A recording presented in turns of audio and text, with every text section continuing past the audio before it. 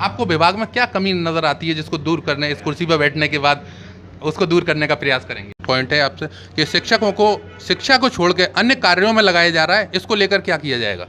क्योंकि ज़्यादातर स्कूलों में शिक्षकों को अलग अन्य कार्यों में व्यस्त किया जा रहा है, जिससे शिक्षा प्रभावित हो रही है। इसको लेकर क्या कहना है आपका? नमस्कार, आप देख रहे हैं धौलपुर जिले की जनता का चैनल फर्स्ट ट्रैक और मैं हूं बाड़ी से मलिक इमरान खान। आज बाड़ी के ब्लॉक शिक्षा अधिकारी कार्यालय पर अतिरिक्त मुख्य ब्लॉक शिक्षा अधिकारी के रूप में दिलीप सिंह चार द्वारा कार्यभार ग्रहण किया गया है। इसको लेकर पूछते हैं उनकी क्या प्राथमिकताएं रहेंगी। सबसे पहले फर्स्ट ट्रैक चैनल में आपका स्वागत है, बहुत बहुत बधाई, शुभकामनाएं। धन्यवाद मलिक जी। आपका क्या प्राथमिकताएं रहेंगी इस पदभार ग्रहण करने के बाद? इस पद को ग्रहण करने के बाद मेरी जो प्रमुख प्राथमिकताएं हैं और मेरे टीम साथी भी हैं, राम प्रसाद राघव जी हैं, मेरे सीनियर हैं, इन्होंने भी अभी ज्वाइन किया है, इनका सानिध्य मुझे मिलेगा। हमारे यहाँ 2 नए आरपी आए हैं, उन्होंने भी ज्वाइन किया है।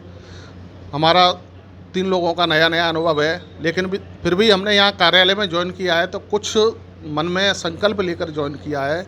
और हमारी प्राथमिकता रहेगी कि कार्यालय से संबंधित कोई भी कार्य के लिए अध्यापक परेशान ना हो, उसका यहाँ से कार्यालय से संबंधित जो भी कार्य हैं वो समय पर करवाए जाएंगे, उनको किसी भी तरह से परेशानी ना हो, समय पर उनके कार्य करवाए जाएंगे।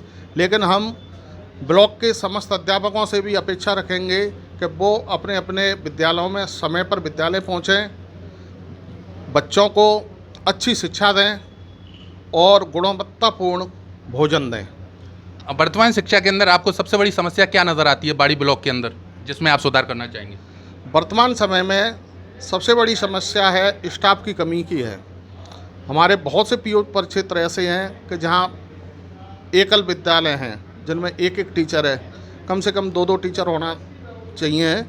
और वो एकल टीचर भी क्या है कि बहुत से विद्यालय ऐसे हैं कि वो एकल टीचर भी BLOज हैं और उनको कई तरह के अन्य कार्य भी आ जाते हैं। तब बड़ी समस्या आती है कि एडजस्टमेंट करना पड़ता है, एक विद्यालय से दूसरे विद्यालय में अध्यापक भेजना पड़ता है। तो इसके समाधान के लिए है कि अभी निकट भविष्य में स्टाफिंग पैटर्न होने वाला है, नए पदों का निर्धारण होगा, नई भर्तियां चली रही हैं, नई पोस्टिंग होने वाले हैं। तो हमारी प्राथमिकता रहेगी कि हम यहाँ से इस तरह का सरकार के लिए एक तकमीना बनाकर भेजेंगे कि करीब करीब हर विद्यालय में 1 या 2 शिक्षक तो हों, जिससे बच्चों को पूर्ण रूप से शिक्षा मिल सके और उनको जो भी और सुविधाएं विभाग की तरफ से दी जाती हैं वो उन्हें पूर्ण रूप से मिल सकें। ड्रॉप आउट बच्चों के लिए क्या योजना बना रखी है आपने?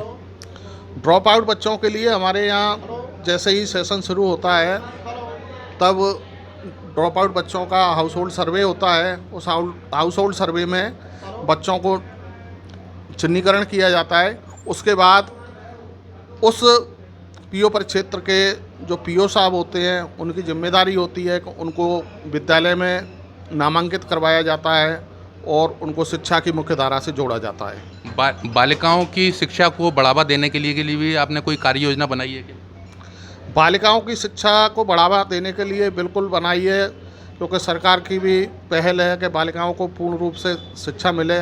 और ग्रामीण क्षेत्रों में मैंने देखा है कि बालिकाओं की संख्या ज़्यादा है, तो इसमें कोई ऐसे ज़्यादा सोचने की ज़रूरत नहीं है। जहाँ तक मैंने देखा है विद्यालयों में, खास करके ग्रामीण क्षेत्र के विद्यालयों में पहले से ही बालिकाओं की संख्या काफ़ी अच्छी है। और फिर भी कोई बालिकाएं विद्यालय से और शिक्षा से वंचित रहती हैं तो हम उन्हें भी विद्यालय से जोड़ने के लिए प्रयास शुरू करेंगे। सरकारी और निजी विद्यालयों के बीच में गैप बढ़ता जा रहा है, इसको लेकर क्या कार्य योजना बनाए? सरकारी और निजी विद्यालय दोनों ही शिक्षा की एक अलग अलग स्ट्रीम है। सरकारी विद्यालयों का हमारा पूरी तरह से हमारे नियंत्रण में है। निजी विद्यालयों के लिए भी हमारे पास समय समय पर दिशा निर्देश आते हैं और हम उनको, जो निजी विद्यालय हैं उनसे भी उन दिशा निर्देशों के अनुसार विद्यालय को चलवाने का प्रयास करते हैं। बाद बाकी उनमें कोई विषमता वगैरह होती हैं तो उसमें अपन कुछ नहीं कर सकते। मुख्य फोकस आपका किस चीज़ पर रहेगा इस पदभार को ग्रहण करने के बाद? मेरा मुख्य फोकस है कि बच्चों को अच्छी तरह की शिक्षा मिले, शिक्षा के साथ खेलकूद और उनके पोषण पर भी ध्यान दिया जाए और शिक्षकों को भी हमारे कार्यालय में आकर किसी तरह की कोई परेशानी नहीं हो, ये मेरा मुख्य उद्देश्य रहेगा। शिक्षक लेट पहुंचते हैं या फिर अन्य कोई अनियमितताएं पाई जाती हैं तो आपके ऊपर आपकी तरफ से क्या कार्रवाई का रहेगा उसको?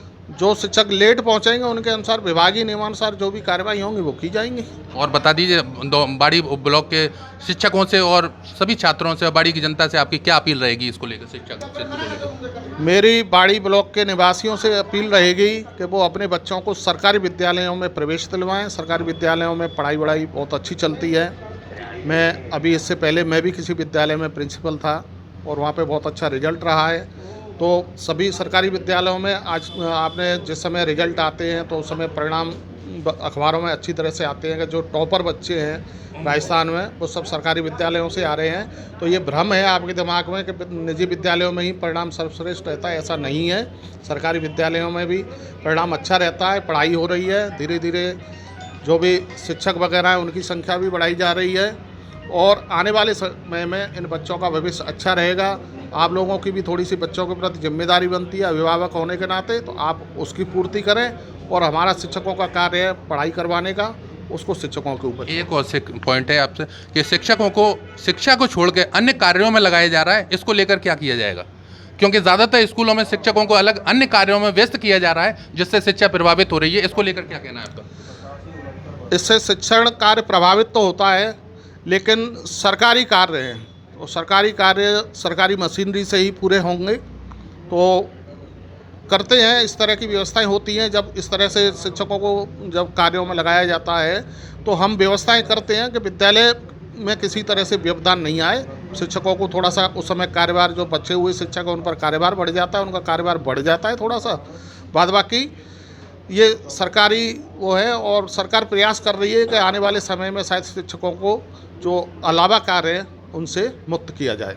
बाड़ी ब्लॉक में शिक्षा के स्तर को सुधारने के लिए आप प्रमुख कार्य क्या करेंगे? क्या रूपरेखा आपके दिमाग में चल रही है कि आपको लगता हो कि मैं ये पदभार ग्रहण करने के बाद इस स्तर पर, इस लेवल में ये परिवर्तन लाना चाहता हूँ, वो बताएं। शिक्षा के क्षेत्र में सुधार के लिए हमारा एक तो निरीक्षण का कार्यक्रम रहेगा, सघन निरीक्षण। कुछ तो हमें टारगेट विभाग से मिलते ही हैं। आपको विभाग में क्या कमी नज़र आती है जिसको दूर करने, इस कुर्सी पर बैठने के बाद उसको दूर करने का प्रयास करेंगे आप? देखिए, विभाग में ऐसी कोई कमी हमें नज़र नहीं आती है और जो भी हमें टारगेट, जिस कार्य के लिए हमें यहाँ बिठाला गया है उस कार्य को हम अपने पूर्ण निष्ठा से पूरा करेंगे। विद्यालयों को आपको आने वाले समय में शायद निश्चित मालूम भी पड़ जाएगा कि विभाग में मेरे साथ मेरे वरिष्ठ साथी हैं, राम प्रसाद राघव जी हैं, हम लोग मिलकर बाड़ी ब्लॉक के विद्यालयों को अच्छे से अच्छा चमकाने की कोशिश करेंगे। तो आप देख सकते हैं ये बाड़ी के अतिरिक्त मुख्य शिक्षा अधिकारी थे दिलीप सिंह चाहर, जिन्होंने एसीवीओ पद पर पदभार ग्रहण किया और अपनी प्राथमिकताओं को भी बताया है। बाड़ी से फर्स्ट टेक न्यूज़ के लिए मलिक इमरान खान सहयोगी प्रमोद मुदगल के साथ।